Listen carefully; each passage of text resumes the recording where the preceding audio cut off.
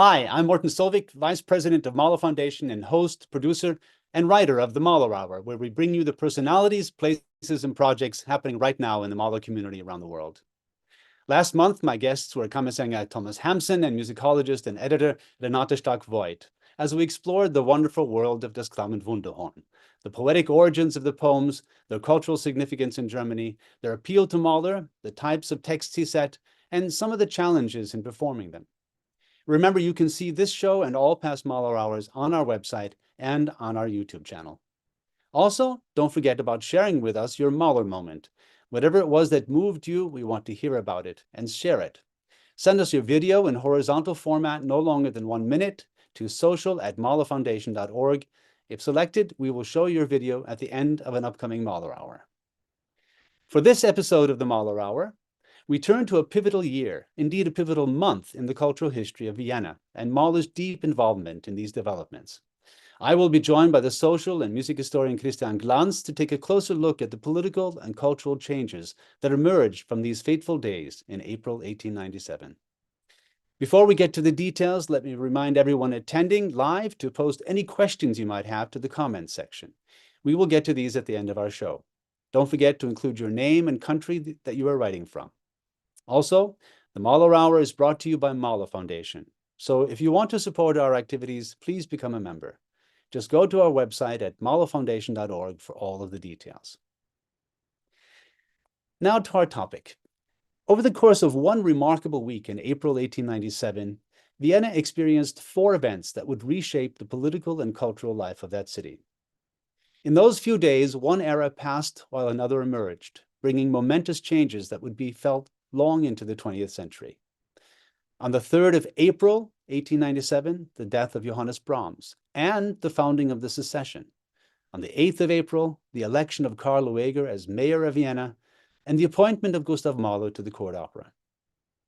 To discuss the background and impact of these events, I'm joined by Christian Glanz, music and social historian, professor, and director of the Mahler Center at the University of Performing Arts in Vienna. Welcome, Christian. Hello, Morten. Glad to hear you. We can't quite see you yet, but I'm sure there you are.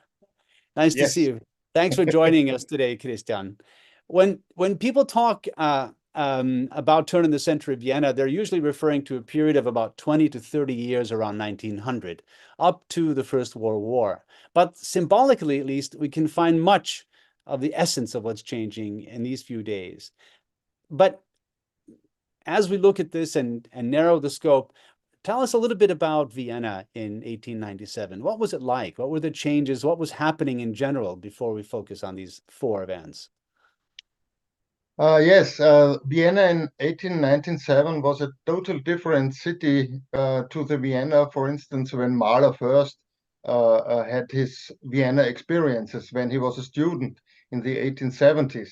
And even in these 1870s, Vienna was not the same as it was in the mid of the 19th century. Just the most important thing is the rapidly growing of the city. For instance, in 1840, you had 400,000 inhabitants in Vienna. And in 1910, when Lueger died and 1 year before Mahler died, it was 2.1 million. It's a kind of explosion. And this kind of growing, of rapidly growing, was mainly the effect of migration from within. This had many different problems caused. I think some of them will be our topic today too. The second thing is that Vienna had grown from an imperial residence to a modern metropolis. Modern metropolis with all its problems, with a very problematic situation of modernity, with many problems within. And one of the main problems in respect to Austrian politics in those years was the rapidly growing problem of nationality conflicts within the monarchy. Those conflicts later on caused the end of the monarchy after the end of the First World War. And 1897 was also a pivotal year in respect to, especially to the anti-Czech politics in those in this time. So when we talk about Vienna in 1897, we really have a year of total a kind of I don't know the correct English word, but it's a year of total decision. So you talk about migration within. You mean within the empire? Let's just say let's just quickly talk a little bit about what that meant. Of course, Austria today is but a shadow of the time in 1897. So what territories did Austria, or the Austrian Empire, include in 1897? In 1897, it was a monarchy which contained almost 50 million people. And today's Austria is the smallest part of it. There was the Austrian part of the empire and the Hungarian part of the empire. The Austrian part of the empire also contained Italian regions, contained today's Czech regions, also contained Bosnia and Herzegovina since 1878. And the Hungarian part of the empire was even larger. It reached out to Eastern Europe. It reached out to, for instance, Croatia.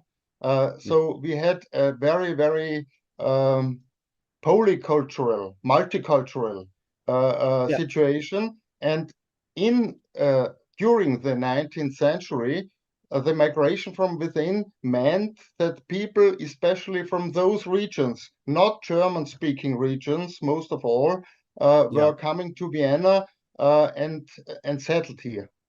From southern Poland, from as far east as Ukraine, etc. Yes. So there are many parts of the empire that were, as you say, non-Germanic. When the emperor issued a decree, it came out in something like 16, 20 languages or something, so that all of his subjects could be addressed by decree. All right. Yes.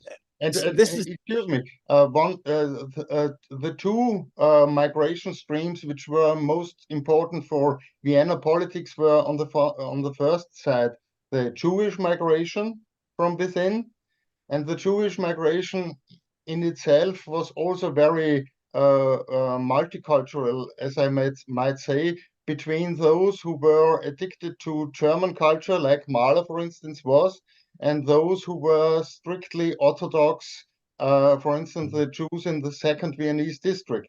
And the second migration stream, which was so important, was the migration stream coming from Czech regions, Czech and Bohemian regions, Moravian regions, and so on. And in Vienna in around 1900, for instance, the population from Czech and Bohemian and Moravian origins was very strong and even getting stronger.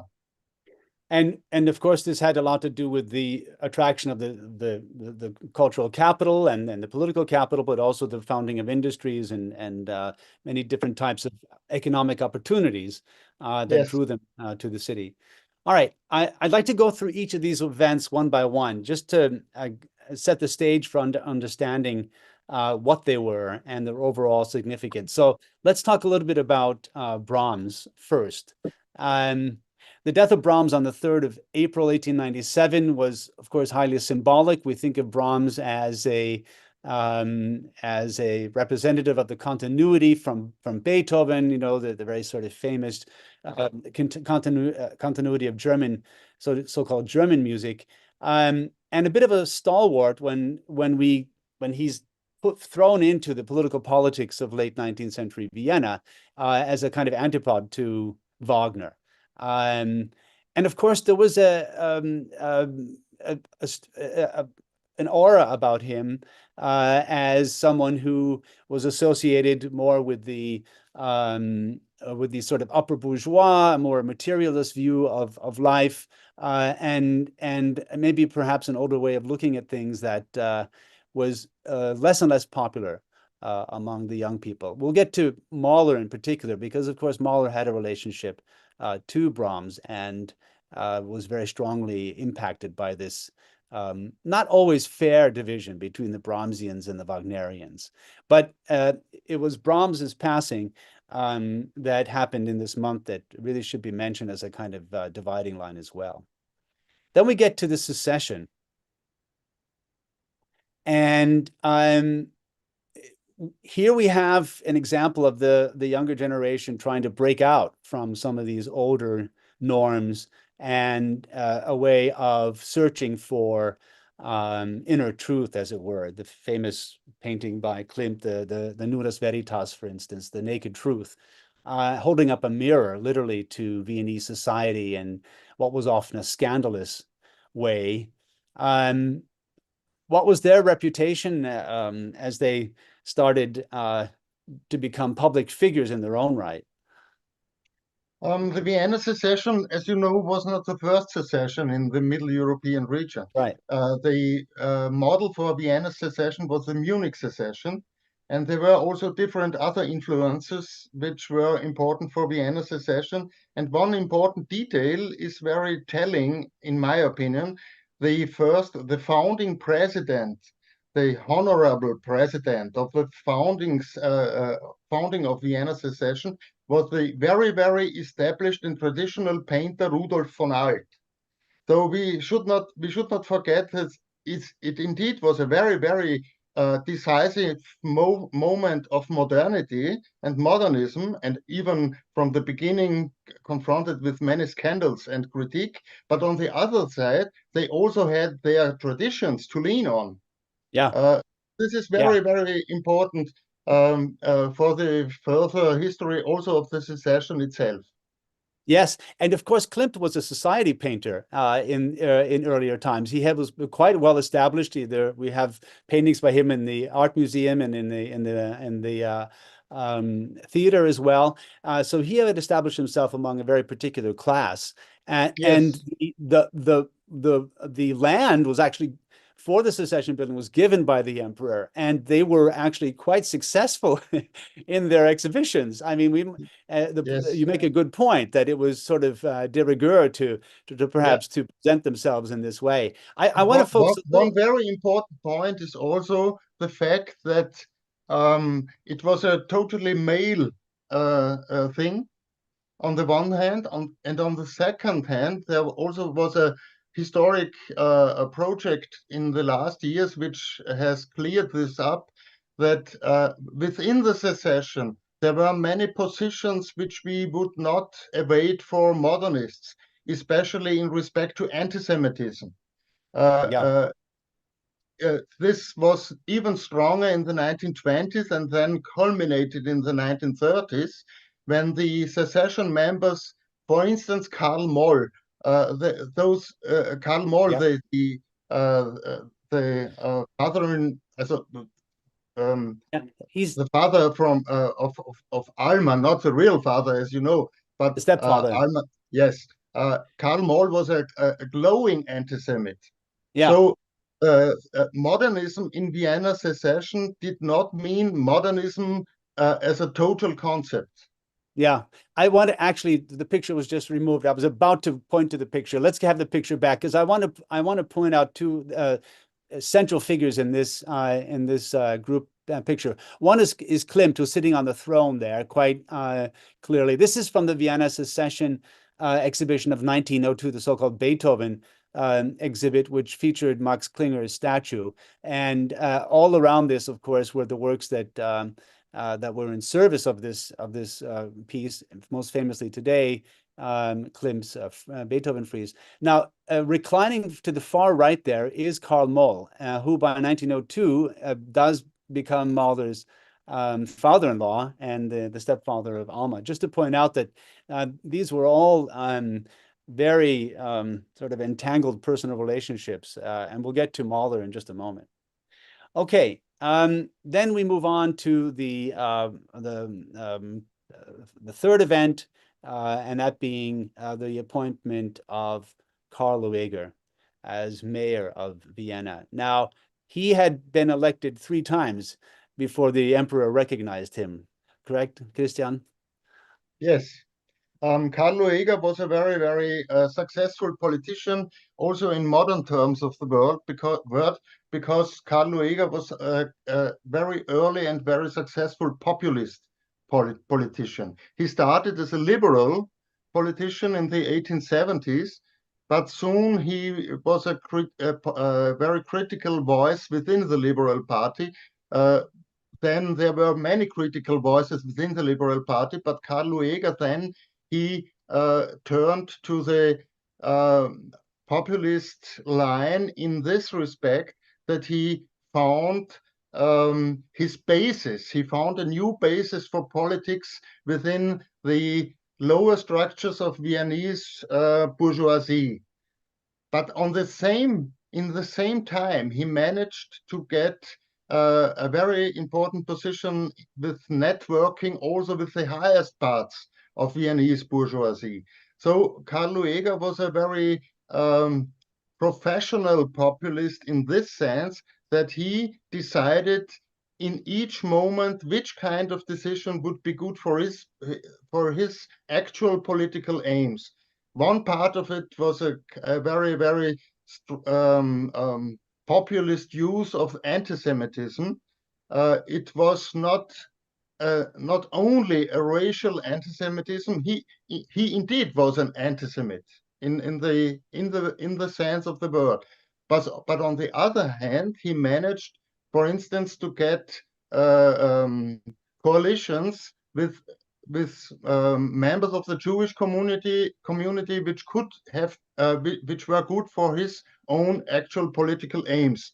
So he made anti-Semitism as a kind of political meme, a kind of political vocabulary. And this, as we all know, was so influential for the young Adolf Hitler, who, in his eyes, Karl Lueger was the most important German mayor of all times. And he was a kind of role model, indeed, for his kind of populist politics. We must forget that Hitler was in Vienna at this Yes, time. He yes, saw Mahler conduct, and he wasn't just somewhere yes. else. It was definitely in But on this the region. other hand, we must not forget that Lueger continued a kind of modernization politics in Vienna, which already was started by his liberal forerunners. For instance, the modernization of everyday culture in Vienna, Yeah. technical culture, water supply, and all those things was already started by the liberals, but Lueger he continued it in a very professional way. So in the end of his life, he died in 1910. He really was a very popular politician. But the most important thing in Lueger also he was an inventor of history. He invented the image of old Vienna, and this meant an image of excluding new Vienna. New Vienna is the Vienna of the migration from within, those people who came during this migration from within for Lueger's politics, official politics, those were not the real Viennese.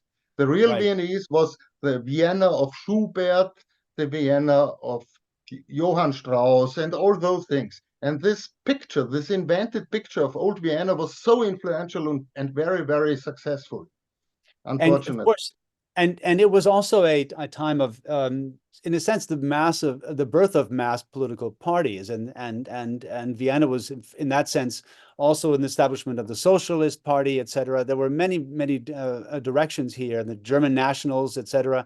This was an incredible time, and we'll see in a moment. Mahler was involved and knew some of these people firsthand in terms of the establishment of these ideas. It's quite interesting. And as you say, the success of Lueger in appealing to pulling many strings, and his famous saying, I'm the one who decides who's Jewish. When you use anti-Semitism, I'm the one who's going to use that. And it was interesting too that the emperor Franz Josef was by no means an anti-Semite. Lueger had to be elected 3 times before he was recognized by the emperor, and where Yes, the election was considered yes. official. And Lueger's On that, politics, excuse me, Lueger's politics, especially in respect to culture, was very vernacular oriented. Uh, uh, the high culture, for instance, the culture of Burgtheater and the culture of court opera, this was not Lueger's place. Right. Lueger in 1899, 1898, he was the godfather of a project which led to a new theater building in Vienna, which is called the Kaiserjubiläums Stadttheater, today's Volksoper. And this was a definite founding in this context of real Vienna, as Lueger saw it. It was not within the first district. It was outside of the first Yeah. district, and the program was originally totally anti-Semitic and anti-modernist. Yeah.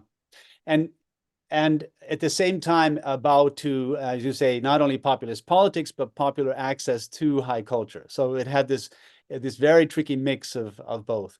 Then we turn to Mahler, who on the same day as Lueger's election was appointed to the court opera. He wasn't appointed the director yet, but he was able to sign a contract, and almost I think 6 months to the day, he received his contract as director of the court opera. So it was a kind of a trial period that began for him, and of course, his appointment, we can already begin by talking about Lueger and anti-Semitism, because he needed to convert to Catholicism. He says this quite open in a letter to friends. That's the one thing standing between me and my appointment, because in all other respects, he was a very natural choice.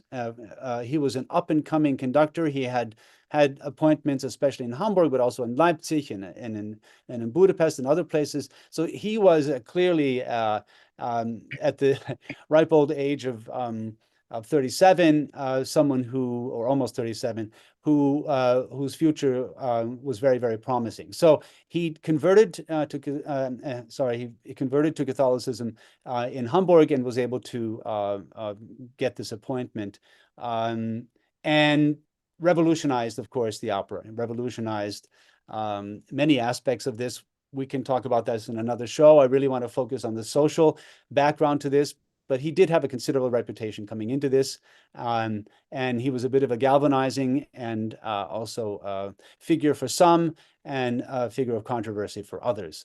We'll get to more details of that in just a moment as well. Just a note, if you're with us live, feel free to send us questions to the chat. We'll be happy to answer in a Q&A at the end of the hour.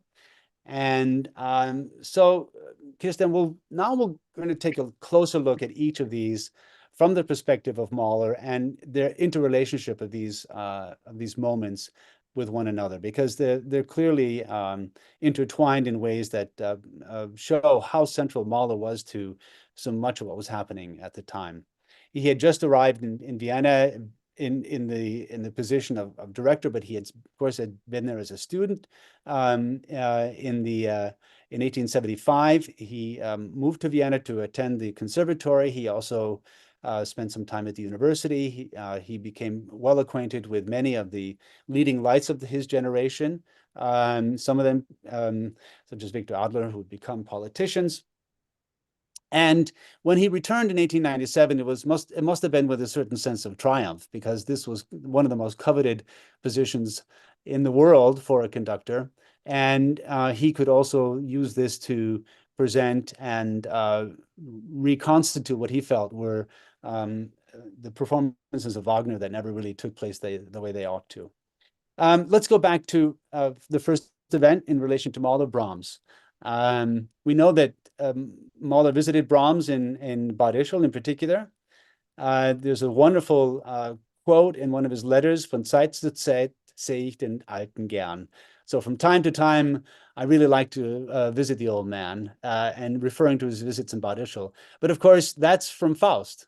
And it's Mephistopheles reflecting on his visits with God. And Yes. I find that such a precious moment, where Mahler sort of sets himself up as the person who goes to visit God. And he visited God numerous times. He rode his bike from Steinbach over the mountain and brought some of his music. Brahms, I think, was particularly impressed by the Second Symphony, which what he was working on literally in Steinbach in 1893 and 1894. But they were not of the same opinion when it came No, to totally not. But on music. the other hand, I would not overstress this polarization between No, and exactly. also not the position of Brahms. Right. It was more an effect of the public opinion. As you will know, Brahms was a big in public opinion. He was seen as a big counterpoint against Wagner and also against, for instance, Bruckner.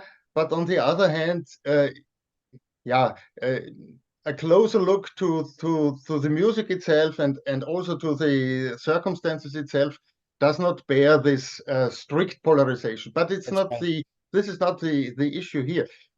Fact is that for Mahler, it was highly important to be seen and accepted by Brahms, who really was a very, very influential person in Vienna's musical life. And you spoke about the Second Symphony and about the visits of Mahler. But on the other hand, it was very, very important, for instance, the detail that Brahms, he visited Mahler's performance of Don Giovanni in Budapest. Yes. When Mahler was the director of the Hungarian court opera in Budapest, he had a very famous performance of Don Giovanni, and Brahms was very, very strong favoring this performance. And this later on, a few years later, it was very important for Mahler's networking in the preparing work for getting to Vienna in 1897, because Mahler had a very, very concrete plan.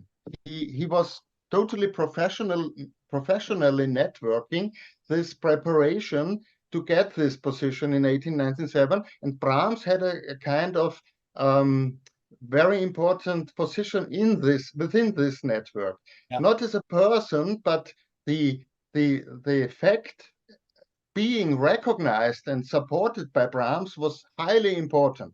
And Yeah. there were also other persons who were important in this context, especially, for instance, Rosa Papier, who had very personal contacts to the court opera and the theater politics.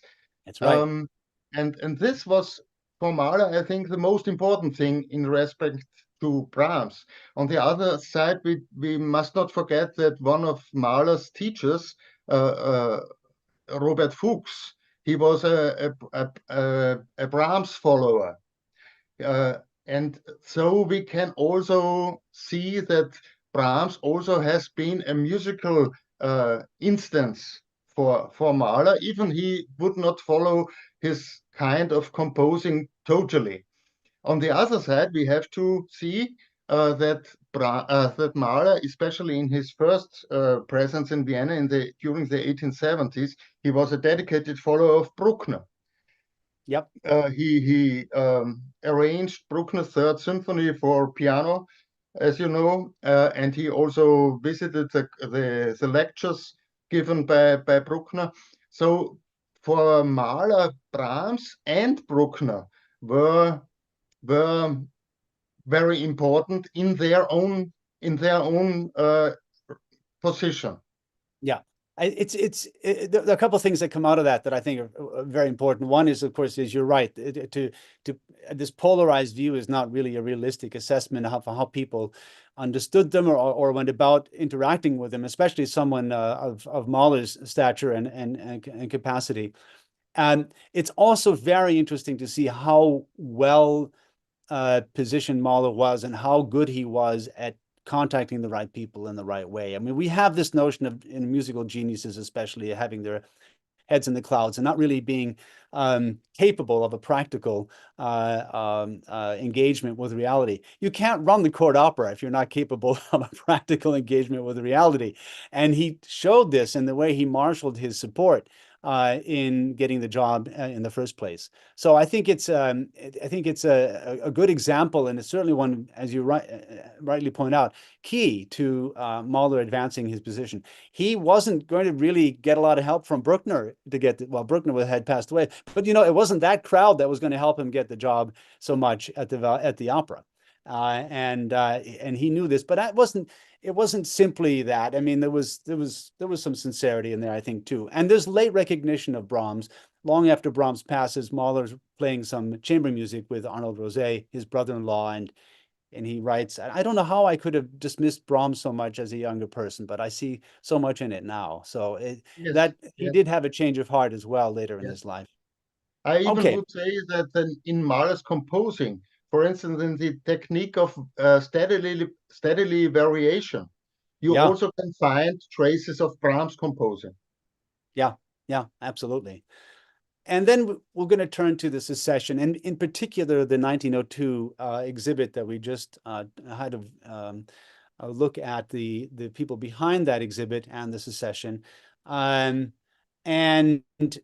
the idea of secession, with seceding from the establishment, as we've said, this was a mixed bag in terms of its political, but also its aesthetic ambitions. But it did stir things up, and they did manage to, I think, put their finger on the pulse of a very important change as we think of turn of the century Vienna and its search for the inner self, and most famously, of course, Freud and others who are exploring not the world as we see it, but the world as behind our conscious attempts to understand it. And on that level, they really did go in a direction that would be becoming extremely important.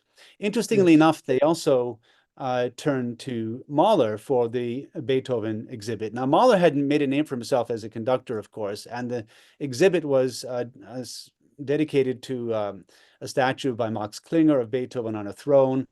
And they thought, well, let's invite the most important musical figure in our city to participate. And how did he participate in this? It's a fascinating story. Mahler was Yes, involved. it's really fascinating. It was in April of 1902 when this exhibition was opened. By the way, the leader of this exhibition, the main organizational figure was Alfred Roller. And especially this cooperation within this exhibition was, I think, very crucial for Mahler to check out this further so important cooperation with Roller for the court opera. But back to the exhibition. The exhibition, as you said, staged centrally this famous figure, this monument, we can say, by Max Klinger.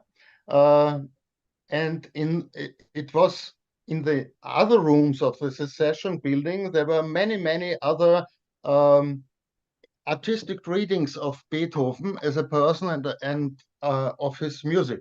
By the way, also in very different artistic styles, not only in styles that seem so modernist today for us, like, for instance, Gustav Klimt. But the Yeah. other pictures which were shown were not so modernist in our point of view, for instance. Okay. A very important part of this exhibition was the Beethoven frieze by Gustav Klimt. And if you look on the Beethoven frieze, on the left side of this frieze, there is one central motive. We can see it now. This central motive shows the A hero. suffering of weak mankind petitioning the well-armed, strong man to take up the struggle for happiness in accord with the elegiac figures of pity and ambition. And this is a very important, the most important motive in the left side of this frieze. For instance, the well-armed strong man, he is so self-confident that he does not need to wear his helmet. He is prepared for an open fight. He has a strong sword in his hands. And in respect to Mahler, this picture, this part of the Beethoven frieze is so important because in 1910, when Mahler's 50th birthday was Celebrated. celebrated, among others with a publication which appeared in Munich, Gustav Klimt, he said within this publication that this picture of the well-armed strong man in Klimt's Beethoven frieze, Klimt himself revealed that this should be a portrait of Mahler. Let's see the detail. Let's see the Yes, detail. yes. Yeah, we have a detail. There we go. We So, can strongly and long time discuss if this is Mahler or not, but I think this is not important. Important is the fact that in 1910, for Klimt, it seemed to be a very important ideology to reveal Mahler's position as a kind of godfather of the contemporaries and the godfather of the modernists in those days. yeah, Maybe when painting this frieze, Klimt did not think of Mahler. This is not the point. The point is that in the aftermath, Klimt interpreted this picture in the yeah, context of Mahler's position as a godfather of modernity. And for yeah, instance, in the course of the opening of this exhibition, Mahler also appeared as a musician. He had arranged a very short part of the finale of Beethoven's Ninth Symphony for brass ensemble. He performed it during the exhibition, and in the evening of the exhibition day, in the court opera, Fidelio was played. So Mahler was part of this Gesamtkunstwerk of this mhm, exhibition. mhm. And also the public opinion saw this, but not only in a very positive way. I think we have also a drawing, a cartoon Yes. in this respect. Maybe we will see it later. Okay. No, yeah, it's coming up. We can show it now. Yeah. Uh, Yeah. there it is. Okay. This shows Beethoven, who comes down from his monument position, and This is the he, Klinger he statue. It's the yes, Klinger statue, right? King statue, and we see this Beethoven is attacking Mahler, and the reason is the Viennese word is Symphonieverhunzer. So Beethoven attacks Mahler as a person who destroys his symphonies. The Degraded, background, the degraded back, the symphony. yes, Yeah, the background is a historic background because we know that Mahler, in his interpretation of Beethoven symphonies, he made many changes. changes Yeah. in respect to You instrumentation and so on and so forth. And this was not totally accepted by everybody. I think there were more opponents than people who accepted this. Yeah, especially the Ninth Symphony was controversial. And of course, the Ninth Symphony is one of the sources of the inspiration for the Beethoven frieze, and Yes, also by implication, the Max Klinger statue. And so here Beethoven is having one at Mahler, who didn't really, it says something, Mahler didn't really enjoy his time at the Secession because he was personally attacked by Beethoven.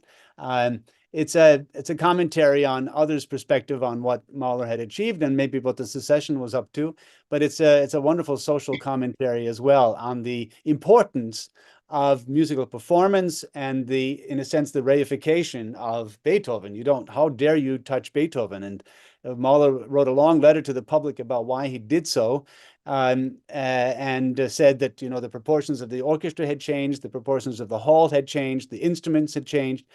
If you read the letter, it's actually quite well thought out. I'm not sure yes, everyone would agree with it today, but it's still there's a certain logic and incontrovertible conclusions in some respects. And if you haven't heard Mahler's Beethoven 9, it's definitely worth the acoustic journey. All right. there was one final aspect of the secession that may be obvious, but we should state it, and that is that we said it in passing. Karl Moll, who was one of the central figures here, was also, of course, Mahler's stepfather, and he had gotten to know this group. In 1902, he had just married Alma and was just marrying Alma, in fact, almost exactly the same time as this exhibit. So he had become engaged in this group and was a part of that society, if you will. Mahler, for his part, was not a huge fan of the pictorial arts, which is interesting as well, that it took time for him to warm up to painting in general. And he thanked Karl Moll, actually, for letting him in on, so to speak, what this art form could tell him. It's an interesting side note. All right, let's talk about Lueger now, the third sort of major aspect of all of this. And we were talking about his victory in 1897, and we have a couple of drawings, paintings, etc., sort of visual evidence of the impact that Lueger had on society. And some of this directly implicates, obviously, you said anti-Semitism, but also Mahler in particular. So let's start with the first one, which is a depiction of Lueger's victory in the Vienna election. And it shows very loaded imagery here in terms of what this victory means to him and to his followers. This would be the next visual example. Yes, yeah. This cartoon is a very typical cartoon for those years. Unfortunately, it has a very direct anti-Semitic tendency. This shows that Lueger won this election even in the second district. The second district of Vienna was was one of the most important places for Jewish immigration to this is, excuse Vienna. me, I just have to say, second district is Leopoldstadt, just so that people know. Leopoldstadt is a reference to the second district. Yes, and this was a place where especially many traditionally oriented Jews would live, especially Orthodox Jews and so on. And even in this district, the Viennese population in majority elected Lueger. This was a very important part of his victory. For instance, one detail would also be very interesting. Lueger's party in 1897 already was called the Christian Social Party. But in the years before, in the beginning of this party, the official name of the party was the Anti-Semites. So this orientation within this party was very strongly and traditionally strongly anti-Semitic. And in all the cartoons of Viennese newspapers, many of those newspapers were totally oriented to German nationalism. Many of them were totally anti-Semitic, Semitically oriented. This kind of typology was to be seen almost every day. So this is one important detail of Lueger's victory in 1897. But I think we also have another cartoon. Well, we have one of another drawing. We have a Windebona now. Yes, and this is at least so important because within the imaginary of Lueger, the direct link to Windebona is absolutely central. Windebona is, just have to clarify, Christian, that's the Latin. Stands for Vienna. That's the Latin word for Vienna, as it's taken up here. And she is a woman, and you can see her crown there of the city, and her protection. Sorry. Lueger is her shield. Right. Lueger is her shield. there's even a kind of parallel to Klimt's Yes, Athena. imaginary of the strong man. He also, you see the sword, Or you sword, see yeah. uh, the the the typology is very important, and this kind of typology can be seen in so many pictures which were drawn in respect of Lueger's propaganda. And Yeah. Lueger's picture propaganda was very, very consequent and very, very modern for those days. Hmm. Lueger always is shown as the shield for the real Vienna, and the real Vienna also always is personalized by this young woman Vindobona. And there's also a biographical aspect in this situation. Lueger never was married during his life. He he um, he always said he was married to Vienna, and this was Yeah. part of his propaganda. And this Yeah. kind of propaganda was heavily influential.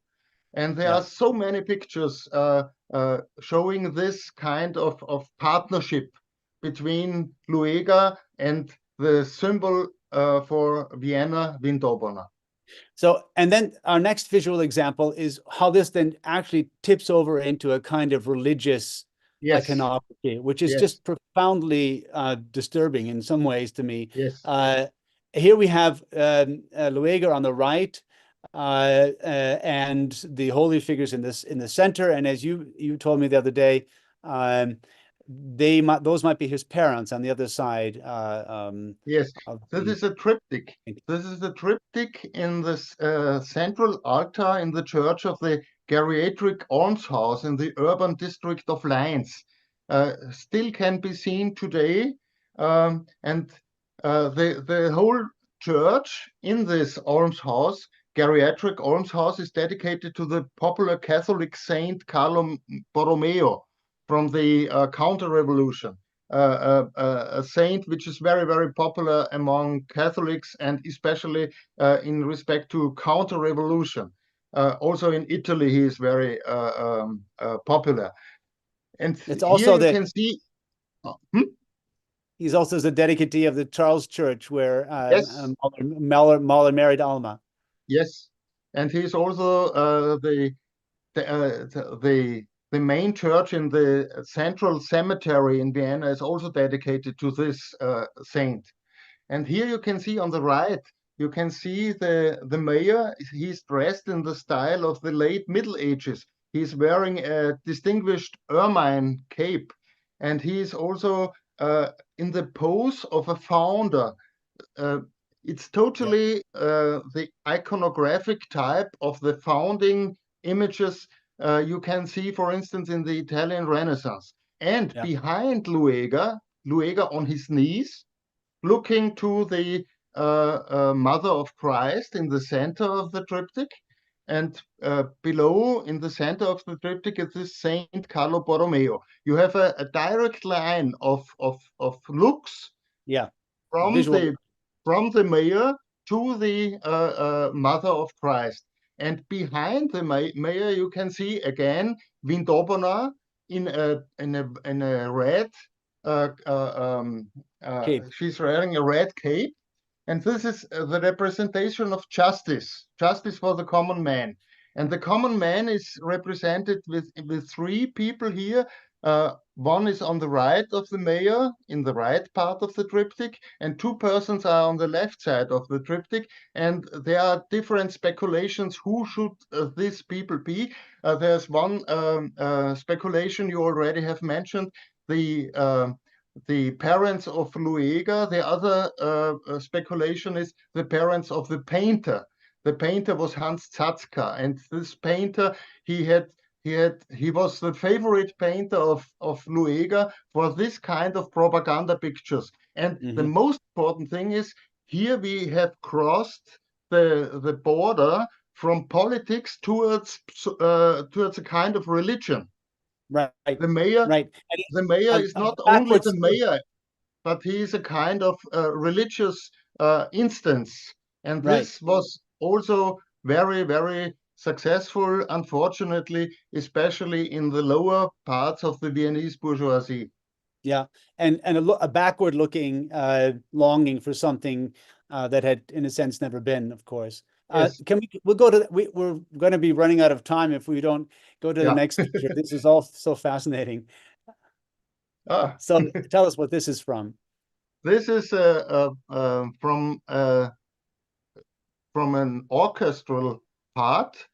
I think it's a The trumpet part, second trumpet from Lohengrin. Lohengrin. Lohengrin was the first opera which was presented by Mahler in 1897 as a conductor. When he was appointed conductor, Lohengrin was the first important performance and was also very widely resonated. And the player of the second trumpet of the court opera orchestra, which means Vienna Philharmonic, he made this anti-Semitic caricature, this cartoon of Mahler in his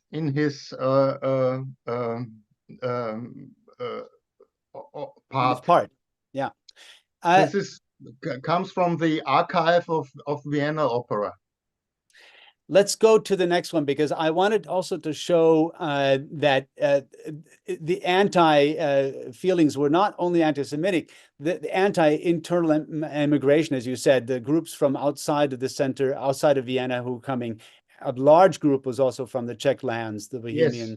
Yes, And and this was how Mahler, they as were you know, depicted. Mahler, as you know, he himself, there's this famous quote, which is always quoted, that he was a marginalized person, marginalized as a Bohemian within Austria, as an Yeah, Austrian within Germany, and a Jew within the whole world. yeah, And here you can see the special attack on Czech culture, because Mahler also was seen not only as a Jewish musician, even if he had turned to Catholicism, as you have mentioned already, but he still was seen as a Jewish musician, and he was seen as also as a Czech musician.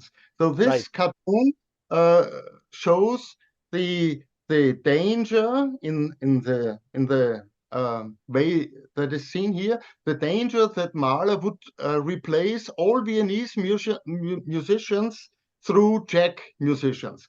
And the Right. way the musicians are painted here is a kind of typology.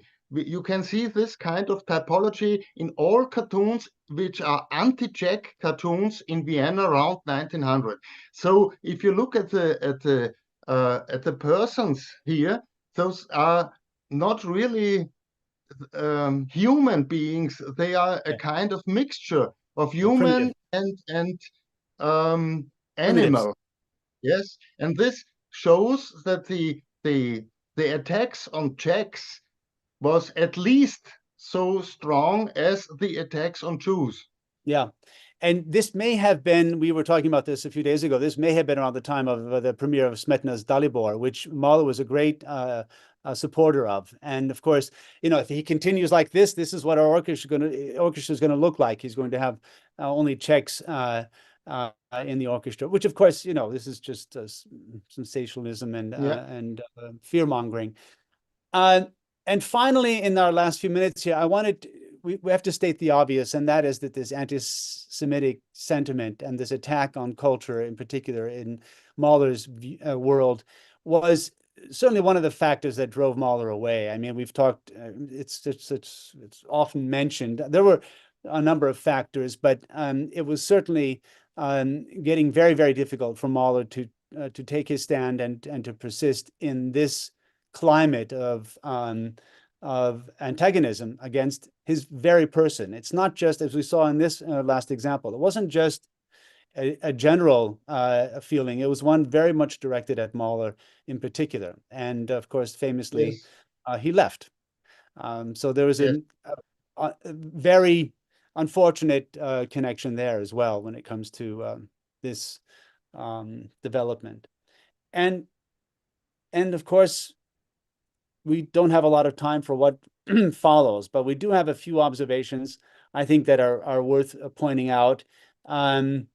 The as you said, the quote unquote inspiration that Lueger and his cronies gave to Hitler, but it's not just a one-to-one relationship there. It's a general cultural shift as the reaction to this wave of immigration led to anti-foreign sentiment, which was ironic because it was all mostly within the empire, led to a kind of mass popular politics that would come back, of course, to haunt Europe and the rest of the world a few decades later. So the future is upon us in a way here. I think that's an important aspect of 1897. And we wanted to close with a musical example. Why don't you set this up for us a little bit here? Because I think it's a fascinating portrait of Vienna in 1938, where Mahler's Ninth Symphony. Mahler never heard the Ninth Symphony. It was premiered in 1912 by Bruno Walter, and he decided to make a recording of the Ninth Symphony in January 1938.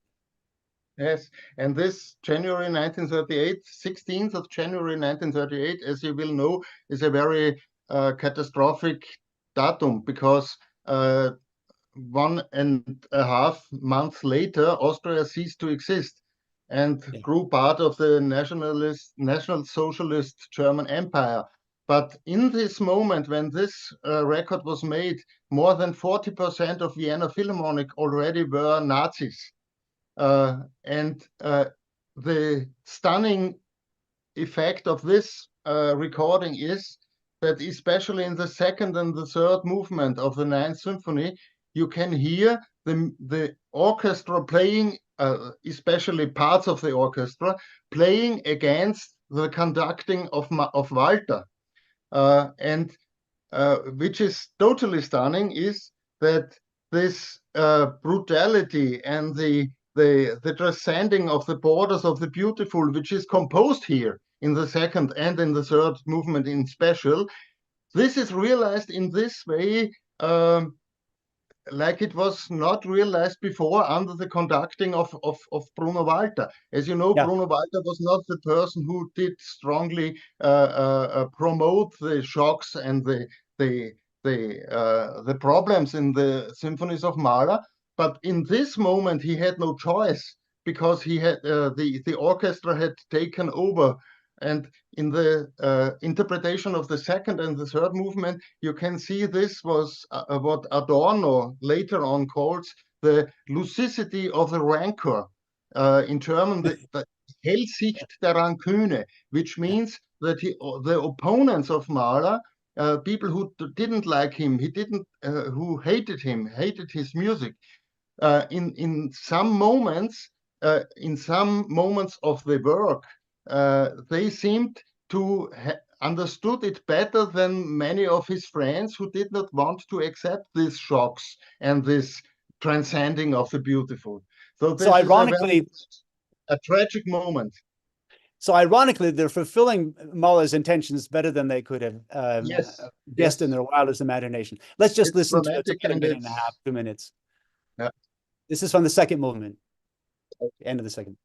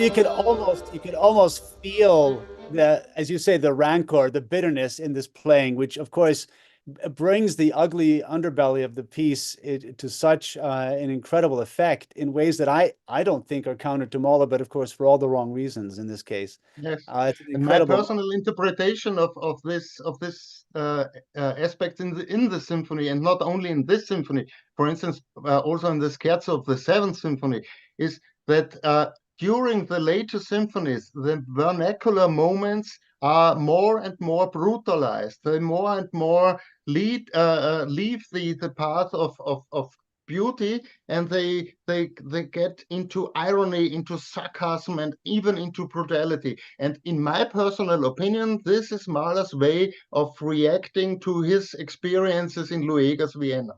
Yeah.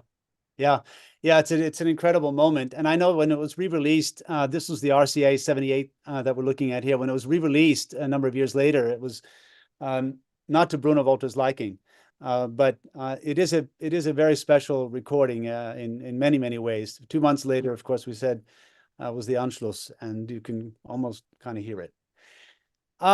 We have a few questions. I want to turn to our audience now, and well, I have one question and one comment. The comment is from Louis Eckstein, who says a repeated misunderstanding is that Mahler and Alma were not married in the Karlskirche, but in the bureau next to the church. Well, yes, they were. That is at the church, in my opinion. It wasn't a public ceremony. It's true. It was a private ceremony. It was only very few people who attended, and it was more of an official matter. But that's something that needs to be stated. Then I have a question by Anthony Raumann. What were the seeds of Lueger's anti-Semitism? Arch Catholicism or resentment at what he perceived as Jewish outsiders domineering the holy grail of German culture music, like Wagner? I think there are many seeds. One seed is this rapidly growing of Vienna through migration from within, especially from Jewish population, was a great concurrence for many Viennese people, for instance, in the craftsmanship, but also, for instance, in the intellectual professions, especially lawyers and in jurisdiction. And Lueger, he was a lawyer.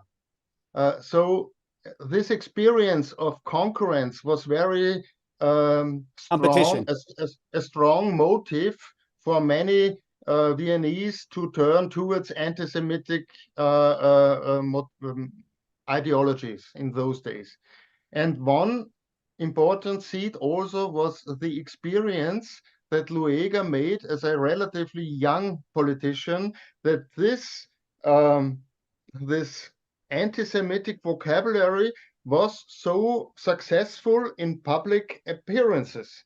He got applause, and he got supporters, and this as a career politician as he was. So he had found a kind of key to success. And this kind of key to success, he was not only the only politician who used this. Even in the Social Democratic Party, there were some exponents who used anti-Semitism as a key to success, but always in the connection with anti-capitalism, but also anti-Semitism. So this anti-Semitism as a means of politics was almost totally present in Vienna in those years. And we mustn't forget the German nationalists, Georg Schönerer and others who were also plugging into these sentiments at the same time. So you're right, it wasn't unique to Lueger. He was perhaps the most successful in the Viennese context in the immediate sense, politically speaking, of course. We could go on. We mustn't. We've reached more than an hour. I'm going to sign us off. Thank you, Christian, for being our guest today. It's been fascinating. And maybe we'll have a chance to go back through some of these things or take another Mahler's Vienna view in the future. Thank you. Thank you too. The Mahler Hour, brought to you by Mahler Foundation and contributors around the world, is a monthly streaming event bringing together individuals interested in the composer, the thinker, the humanist, Gustav Mahler, as we explore not only his life and works, but also how his legacy still informs essential aspects of the human experience and how we can turn that experience into a force for the good in today's world. Become a member and support our activities. I want to thank my guest today, Christian Glanz, for joining us, as well as our production team, Marco Ayala and Monica Angiano, our Executive Director for Administration. The Mahler Hour is back in December with a show dedicated to Mahler and Schoenberg. My guest will be the director of the Arnold Schoenberg Center in Vienna, Ulrike Anton. Stay tuned for an upcoming announcement regarding the exact date. I hope you can join us. That's our program for today. Stay safe. Thanks for watching.